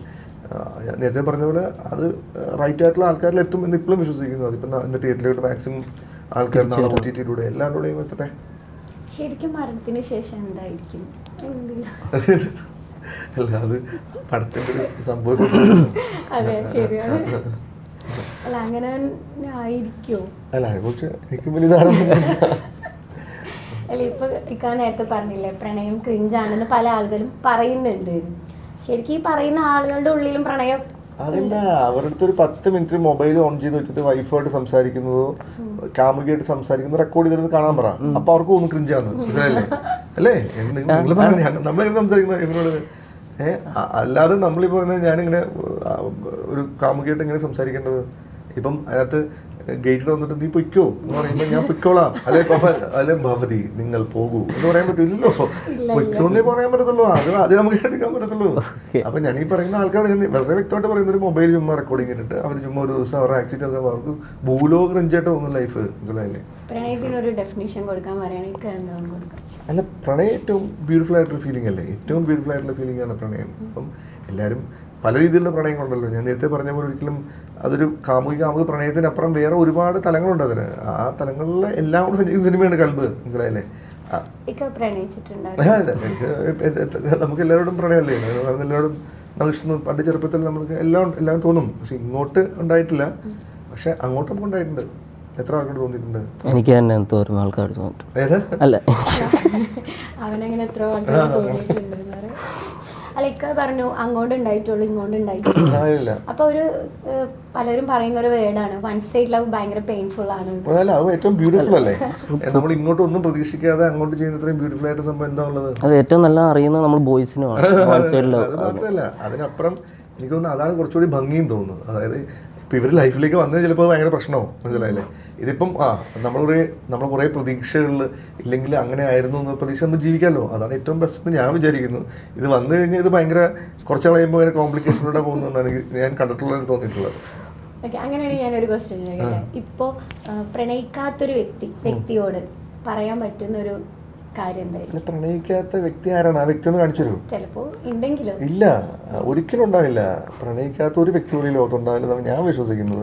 ഞാൻ കണ്ടിട്ടില്ല ഒരാളെ പോലും ഞാൻ കണ്ടിട്ടില്ല. അപ്പോൾ എനിക്ക് അതിനെക്കുറിച്ച് പറയാൻ അറിയത്തില്ലല്ലോ. ഞാൻ കണ്ട കാര്യങ്ങളിലേക്ക് പറയാൻ പറ്റത്തില്ലല്ലോ. പക്ഷെ പലരും പറയുന്നേക്കാം, ഇല്ല ഞാൻ പ്രണയിച്ചു. അത് അവർ പറയുന്നല്ലേ, അത് അവരുടെ ഒരു ചെറിയ കോട്ട് മാത്രമാണ്. പക്ഷെ ഞാൻ കണ്ടിട്ടില്ല ഇതുവരെ. ഇപ്പം കൽബിനെ കുറിച്ച് നമ്മൾ പറയുകയാണെങ്കിൽ, കൽബിൽ ഭയങ്കര വെറൈറ്റി ആയിട്ട് എനിക്ക് തോന്നിയ കാര്യം ഓരോ ചില ക്യാരക്ടേഴ്സിന് പേരുകളാണ്. ഇപ്പം കാൽപ്പോ നായകൻ്റെ പേര്, നായികയുടെ പേര് തുമ്പി, ഇപ്പം അബു സലീമിൻ്റെ ചോര, ഒരു വെറൈറ്റി. അത് കറക്റ്റ് ആപ്റ്റായി ഈ ചെയ്ത ഓരോ ക്യാരക്ടർ ചെയ്ത ഓരോ ആൾക്കാർക്കും അത് കറക്റ്റ് ആപ്റ്റായിട്ട് തോന്നി. അവർ ചെയ്ത് വെച്ച് അത്ര ബ്യൂട്ടി ആയിട്ട് അത് ആ പേരും കറക്റ്റ് അവർക്ക് ആപ്റ്റായിട്ട് തോന്നി. അപ്പോൾ അത് സ്ക്രിപ്റ്റ് എഴുതിയ സമയത്ത് ഇപ്പം നമ്മുടെ സോഷ്യൽ മീഡിയ ഇൻഫ്ലുവൻസേഴ്സൊക്കെ അഭിനയിച്ചല്ലോ, അവരെ ആ സമയത്തെ കാസ്റ്റ് ചെയ്ത് അവർക്ക് ഈ പേര് കൊടുക്കാം എന്ന് വിചാരിച്ചു വെച്ചാണോ അതോ ഓട്ടോമാറ്റിക്കലി സംഭവിച്ച്? അങ്ങനെയല്ല, ഈ പേരുകളൊക്കെ ഞങ്ങളുടെ ഈ കോസ്റ്റൽ ഏരിയ, പ്രത്യേകിച്ച് ഈ ഫോർട്ട് കൊച്ചി, ആലപ്പുഴ, ഇല്ലെങ്കിൽ കോവളം, അവിടെ നിങ്ങൾ പോയി മനസ്സിലാവും. അവിടെ എല്ലാവർക്കും ഒരു വട്ടപ്പേര് കാണും, മനസ്സിലായില്ലേ? അവരെ അറിയപ്പെടുന്ന അങ്ങനെ ആയിരിക്കും. ഇപ്പം ഒരിക്കൽ ഉടുപ്പില്ല കോയ, ഞങ്ങൾ അത് പുള്ളി ഒരു ഷർട്ട് ഇട്ടിട്ടില്ല, മരിച്ചു പോകാം, ഞങ്ങൾ ഇവിടെ വെച്ചിട്ടുണ്ട്. അപ്പോൾ ഉടുപ്പില്ല കോയെന്നാണ് പുള്ളി വിളിക്കുന്നത്. അപ്പം ഓരോ ആളുകളെ ഓരോരോ ഓരോരോ പേരുകളാണ് വിളിക്കുന്നത്, മനസ്സിലായി? പ്ലിക്കോ അവിടെ ഉള്ള ആളാണ്, ചാവ അവിടെ ഉള്ള ആളാണ്, കാൽപ്പ അവിടെ ഉള്ള ആളാണ്, ട്രൈമോൺ അവിടെ ഉള്ള ആളാണ്, ഇതെല്ലാം അവിടെ ഉള്ള ആളുകളാണ്. അപ്പം അത് ഈ കോസ്റ്റലേരിയുടെ ഒരു ഭംഗിയാണ്. അവിടെ അവർ അങ്ങനെ വളരെ ഈസി ആയിട്ടൊരു പേരിടും. ആ പേര് പിന്നെ അത് അവൻ്റെ ഒറിജിനൽ പേരുകളിലും കൂടുതൽ ആളുകൾ വിളിക്കുന്ന അങ്ങനത്തെ പേരുകളാണ്. അങ്ങനത്തെ പേരുകൾ യൂസ് ചെയ്യുന്നേ ഉള്ളൂ. അതൊരു ഫണ്ണായിട്ടും വളരെ ഈസിലി വിളിക്കുന്നൊരു പരിപാടിയായിട്ടും വെച്ചതേ ഉള്ളൂ. അതാണ് എൻ്റെ ഐഡിയ. അല്ല ടോട്ടലി അങ്ങനെ ഇവരെ വന്ന് അങ്ങനെ ആയൊന്നുമല്ല. പിന്നെ പർപ്പസ്ഫുള്ളി നമ്മളിപ്പോൾ ഈ പറഞ്ഞാൽ ഈ വ്ളോഗേഴ്സിനെ ഫൈൻഡ് ചെയ്യുന്നത് തന്നെ ആ ഒരു ടെറിട്ടറിയിൽ. ഇപ്പം ചൂരിൽ ഭയങ്കര സ്ലാപ്സ്റ്റിക് കോമഡി ചെയ്യുന്ന ആൾക്കാരാണ്. അപ്പം ഒരു കോമഡി ടൈമിംഗ് ഉള്ള ഒരു ക്യാരക്ടറാണ് അവർ ചെയ്തിരിക്കുന്നത്. ഇപ്പോൾ കാർത്തിക് ശങ്കർ എന്ന് പറയുന്ന ഒരാൾ എന്താ പറയുക, ഭയങ്കര പാവം, ഭയങ്കര നന്മപരമായ ടോണിൽ നിൽക്കുന്നതാണ്. അപ്പം പുള്ളിക്ക് കുറിച്ച് അങ്ങനത്തെ ഒരു ചെറിയ പ്രണയമൊക്കെ കൊടുത്ത് സൈഡിൽ വെച്ചിരിക്കുന്ന ആളാണ്. പിന്നെ അബു ഒബീസിലി ഭയങ്കര മാസ് കൈൻഡ് ഓഫ് ഒരുത്തനാണ്. അപ്പോൾ അവന് നമുക്ക് നെഗറ്റീവ് ആണെങ്കിലും അവർ ഭയങ്കര കൂറ ആൾക്കാരൊന്നുമല്ല. ഒരു വേറെ സൈഡിൽ ജീവിക്കുമ്പോൾ അവന്മാർ ഇടിച്ച് തിരിച്ചിരിക്കണം. അതിൻ്റെ അപ്പുറത്തോട്ട് ഒരു ഭയങ്കര ക്രിഞ്ചൊന്നും അവർക്കില്ല, മനസ്സിലായില്ലേ? അങ്ങനെ അങ്ങനെ കുറേ ആളുകൾ, കുറേ രസമുള്ള ആതിര പട്ടേൽ, അങ്ങനെ ഒരുപാട് ആളുകൾ ഇത് വന്നിട്ടുണ്ട്. ഇവരെയൊക്കെ നമ്മൾ പർപ്പസ്ഫുള്ളി ഒരു മാർക്കറ്റിംഗ് ആംഗിൾ അതുണ്ട്. ഇവരുടെ സോഷ്യൽ മീഡിയ പേജ് വഴി നമുക്ക് കുറച്ചുകൂടി റീച്ച് ഇതിന് കിട്ടുമെന്ന് വിശ്വസിച്ചു. അല്ല ഇത് ശരിക്കും റിയൽ ലൈഫ് അല്ല, റിയൽ ലൈഫൊന്നുമല്ല, ഇത് ടോട്ടലി ഫിക്ഷൻ ആണ്. പക്ഷെ നമുക്ക് കുറേ ഇൻസിഡൻസുകൾ നമ്മൾ അവിടെ നിന്നും ഇപ്പം ആലപ്പുഴ ഇവിടെ പഠിച്ച പല ഫ്രണ്ട്സും ഫോറിനേഴ്സിനെ കിട്ടി പുറത്ത് പോയിട്ടുള്ള ആൾക്കാരാണ്. അപ്പോൾ അവരുടെ പ്രണയം എന്ന് പറയുന്ന ഒരു പാസ്പോർട്ടാണ്. ഈ നാട്ടിൽ നിന്ന് എങ്ങനെയെങ്കിലും പുറത്തോട്ട് പോകാനുള്ളൊരു പാസ്പോർട്ട്. അപ്പം അതിനെയാണ് നമ്മൾ അത് എല്ലായിടത്തും ഉണ്ട്. ഫോർട്ട് കൊച്ചിയിലുണ്ട്, കോവളത്തുണ്ട്, എല്ലാ കോസ്റ്റൽ ഏരിയകളിലും ഇല്ലെങ്കിൽ ടൂറിസം ബിസിനസ് നടക്കുന്ന സ്ഥലങ്ങളിലെല്ലാം അങ്ങനത്തെ ഒരു സംഭവം നടക്കുന്നുണ്ട്. കാര്യം നമുക്ക് എപ്പോഴും വേറൊരു സ്ഥലമാണല്ലോ നമുക്ക് ഏറ്റവും വലുത്. അപ്പം അവൻ ആ നാടിൻ്റെ ഭംഗി മനസ്സിലാക്കുന്ന അവളിലൂടെയാണ്. അവൾക്ക് ഇഷ്ടം എന്തൊരിക്കലും കാൽപ്പോടെ ഈ ലുക്കോ ഇല്ല ബോഡിയോ ഒന്നും അല്ലല്ലോ, ഈ ലൈഫാണ് ഇങ്ങനത്തെ അച്ഛൻ. അതുകൊണ്ടാണ് നിന്റെ ഡാഡെ എനിക്ക് ഇഷ്ടമെന്നാണ് പറയുന്നത്. അല്ലാതെ പടത്തിലൊരിക്കലും അവനെ ഇഷ്ടമെന്ന് പറഞ്ഞിട്ടില്ല, മനസ്സിലായില്ലേ? അപ്പം അവൾ എപ്പോഴും ഡാഡിയോട് പറയണമെന്ന് പറഞ്ഞിട്ടാണ് പോകുന്നത്. അപ്പം ഇതെല്ലാം അങ്ങനെ നമ്മൾ കണക്ട് ചെയ്യാൻ കാരണം എന്ന് പറഞ്ഞാൽ ആ ലൈഫ് അങ്ങനെയാണ്. ഇപ്പം ഞാൻ പല ഇന്റർവ്യൂവിലും പറഞ്ഞാണ്, അതായത് എല്ലാ സ്ഥലങ്ങളും ഒരു സ്ഥലത്തെ ഭയങ്കര മോശമായിട്ട് നമ്മൾ കാണിക്കും. ഇപ്പം എറണാകുളത്ത് തമിഴ് എന്ന് പറയും, കോഴിക്കോട് പാകിസ്ഥാൻ കോളനി എന്ന് പറയും, ട്രിവാൻഡ്രം ചെങ്കച്ചുള എന്ന് പറയും. എന്നാൽ അവിടെ എന്ത് ബ്യൂട്ടിഫുൾ ലൈഫാണ് നടക്കുന്നത്, അവിടെ എത്ര ബ്യൂട്ടിഫുൾ ഫ്രണ്ട്ഷിപ്പാണ് ഉള്ളത്, എന്തുപോലെ ലൈഫാണ് ഉള്ളത്. നമ്മൾ ഭയങ്കര ആൾക്കാരെന്ന് പറയുന്ന ആൾക്കാരുടെ വീട്ടിലെ അവസ്ഥയാണ് നമ്മളിവിടെ കാണിച്ചിരിക്കുന്നത്, മനസ്സിലായി? അപ്പോൾ ഇതൊരു ഒരു കാസ്റ്റ് പൊളിറ്റിക്സ് അല്ല, ഒരു ക്ലാസ് പൊളിറ്റിക്സ് ആണ് സിനിമ. രണ്ട് തലത്തിൽ ജീവിക്കുന്ന ആൾക്കാർക്ക് ഇവിടെ നിൽക്കുന്ന എല്ലാവരും പ്രശ്നക്കാരെന്ന് അവർക്ക് തോന്നുമോ? എന്നാൽ അവരുടെ ലൈഫിലേക്ക് പോകുമ്പോൾ അവൾ കാണുന്ന അവളുടെ ഏറ്റവും ബ്യൂട്ടിഫുൾ ലൈഫിൽ അവർ ജീവിക്കുന്നതെന്ന് കാണിക്കുന്നതാണ് ഈ സിനിമയുടെ ബേസിക് തോട്ട്. കാശോ ഇല്ലെങ്കിൽ ഭയങ്കര ഫിനാൻഷ്യൽ സെക്യൂരിറ്റിക്ക് അപ്പുറം ആളുകൾ തമ്മിലുള്ള ബന്ധങ്ങൾ അവിടെ ഭയങ്കര അടിപൊളിയായിരിക്കും. അവർ തമ്മിലുള്ള ഫ്രണ്ട്ഷിപ്പ് ഭയങ്കര ബന്ധങ്ങളായിരിക്കും. പേരൻസ് തമ്മിലുള്ള ബന്ധങ്ങൾ ഭയങ്കര ബ്യൂട്ടിഫുൾ ആയിരിക്കും. അപ്പം അതാണ് നമ്മൾ പോർട്രേറ്റ് ചെയ്യാൻ ശ്രമിച്ചിരിക്കുന്നത്. അത് നമുക്ക് 2 മണിക്കൂറിൽ എല്ലാം പറയാൻ പറ്റത്തില്ലല്ലോ, പറയാവുന്ന പോലെ നമ്മളത് പറഞ്ഞിട്ടുണ്ട്, മനസ്സിലായില്ലേ? അത് ഇനിയുള്ള കാഴ്ചകളിൽ ഇനി റിപ്പീറ്റ് വാച്ചുകളിലൊക്കെ നമ്മൾ പറഞ്ഞിരിക്കുന്ന കാര്യങ്ങൾ ആൾക്ക് മനസ്സിലാവുമെന്ന് വിശ്വസിക്കുന്നു. അല്ല നമ്മളിപ്പോൾ ഒരാളെ തിരുത്താൻ വേണ്ടിയിട്ട് മരണം തിരുത്താനല്ലോ, അത് സാക്രിഫൈസ് ആണല്ലോ, വേറെ ഓപ്ഷൻസ് ഒന്ന് ശരിയാണ്, അതൊരു റോങ് സ്റ്റേറ്റ്മെന്റ് തന്നെയാണ്, പക്ഷെ അത് ആയിരിക്കുന്ന നല്ലതെന്ന് തോന്നുന്നു. അത് താലും ഇപ്പോഴത്തെ പിള്ളേർ ചെറിയ ചെറിയ കാര്യങ്ങൾക്ക് പോലും ലൈക്ക് ആ ഒരു ചെറിയ ചെറിയ കാര്യങ്ങൾ, അല്ലെങ്കിൽ മാതാപിതാക്കളൊന്ന് വഴക്ക് പറഞ്ഞാൽ, അല്ലെങ്കിൽ ചെറുതായിട്ടൊന്ന് അടിച്ചാൽ, അല്ലെങ്കിൽ ടീച്ചർമാരൊന്ന് വഴക്ക് പറഞ്ഞാൽ പോയി ആത്മഹത്യ ചെയ്യുക, അങ്ങനെ ഒരു വലിയൊരു പ്രവണത ഇപ്പോൾ കണ്ടുവരുന്നുണ്ട്. ആ ഒരു കാര്യം സത്യം പറഞ്ഞാൽ ഇക്കയ്ക്ക് എന്താ? അത് നമ്മൾ അവരെ മെന്റലി സപ്പോർട്ട് ചെയ്യണമെന്ന് ഞാൻ പറയുന്നത്. ഞാൻ പറഞ്ഞില്ലേ, പണ്ട് നമുക്ക് ഒരുപാട് കാര്യങ്ങൾ, നമ്മുടെ കാര്യങ്ങൾ പറയാൻ ഒരുപാട് ആളുകളുണ്ടായിരുന്നു. ഇപ്പം നമ്മുടെ മൊബൈൽ മാത്രമേ ഉള്ളൂ. പണ്ട് വേലികളുള്ളായിരുന്നു, ആ വേലികൾക്ക് ഒരുപാട് ചെറിയ ചെറിയ ഹോളുകളുണ്ട് നമുക്ക് അപ്പുറത്തോട്ട് പോകാൻ വേണ്ടി. ഇപ്പം കോൺക്രീറ്റ് മതിലുകളാണ്. അപ്പുറത്തെ ആരാണ് ഇപ്പുറത്തെ ആരാണെന്നും അറിയില്ല. പണ്ട് നമുക്കൊരു വിഷമം വന്നാൽ അപ്പുറത്തെ ചേച്ചി ഉണ്ടെന്ന് ആശ്വസിപ്പിക്കാൻ. ഇപ്പം അങ്ങനെ അറിയില്ല. ഈ കോവിഡ് കഴിഞ്ഞപ്പോൾ ആൾക്കാർ പിന്നെയും മൈൻഡ് സെറ്റ് മൊത്തം മാറി. അതാണ് എനിക്ക് തോന്നുന്നു അതിൻ്റെ ഒരു ഭയങ്കരമായ പ്രശ്നം. അപ്പം ഈ സിനിമയിൽ നമ്മൾ ഭയങ്കര വ്യക്തമായി അതൊരു ഒരിക്കലും ഒരു പോസിറ്റീവായിട്ടൊരു ചോയ്സ് അല്ല എന്നുള്ളത് നമ്മൾ വളരെ വ്യക്തമായിട്ട് തന്നെ പറഞ്ഞിട്ടുണ്ട്. അതുകൊണ്ടാണ് അദ്ദേഹത്തെ നമ്മൾ ക്ലൈമാക്സിൽ തിരിച്ചങ്ങനൊരു കോട്ട് തന്നെ കൊടുത്തിരിക്കുന്നത്. അപ്പം അത് ഒരിക്കലും ഒരു റൈറ്റ് ആയിട്ടുള്ള ചോയ്സ് അല്ല. നമുക്ക് ലൈഫിൽ എല്ലാവർക്കും പ്രശ്നങ്ങളുണ്ടാവും, ആ പ്രശ്നങ്ങൾ ഫേസ് ചെയ്യുക എന്നുള്ളതാണ് നമ്മൾ ചെയ്യേണ്ടതെന്ന് ഞാൻ വിശ്വസിക്കുന്നു. നമുക്ക് വൈൻഡപ്പ് ചെയ്യാം. നേരെ ഇവിടെ വന്ന് നിങ്ങളോട് സഹകരിച്ചതിന് ഒരുപാട്